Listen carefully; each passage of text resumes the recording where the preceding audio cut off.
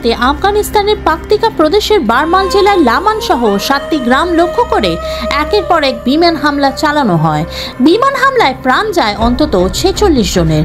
রাজনৈতিক স্বার্থে বছরের পর বছর তালিবানকে মদত দিয়ে এসেছে পাকিস্তান, অভিযোগ এমনটাই। এখন সেই তালিবানের প্রত্যাঘাতেই শিয়রে সমন পাকিস্তানের। আফগানিস্তানের পাকতিকায় পাকিস্তানি বিমান নাহার প্রতিশোধ নিতে বৃহস্পতিবার সীমান্ত অভিমুখে রওনা দিল তালিবানি সেনা। বৃহস্পতিবার কাবুল, কান্দাহার, হিরাত সহ আফগানিস্তানের নানা প্রদেশ থেকে পাকিস্তানের খাইবার পাখতুনখোয়া সংলগ্ন মীর আলী সীমান্তের দিকে রওনা দিয়েছেন প্রায় 15,000 তালিবানি যোদ্ধা। যদিও সরকারিভাবে এখনো বিষয়টি নিশ্চিত করেনি কোনো পক্ষই।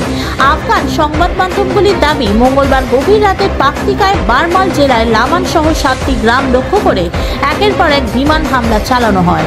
হামলায় নিশ্চিহ্ন হয়ে যায় বারমালের মূল বাজার গ্রামটি। বুধবার সন্ধ্যা পর্যন্ত ধ্বংসাবশেষ থেকে মৃতদেহ এবং আফগানিস্তানের শাসক গোষ্ঠী তালিবান। তাদের দাবি, ওয়াজিরিস্তানের শরণার্থী শিবিরের নিরপরাধ সাধারণ মানুষকে নিশানা করে এই হামলা চালিয়েছে পাকিস্তান। আফগান প্রতিরক্ষা মন্ত্রকের তরফে হুঁশিয়ারি দিয়ে জানিয়ে দেওয়া হয়, নিজেদের ভূমি এবং সার্বভৌমত্ব রক্ষার্থে শীঘ্রই এই হামলা পাল্টা জবাব দেওয়া হবে।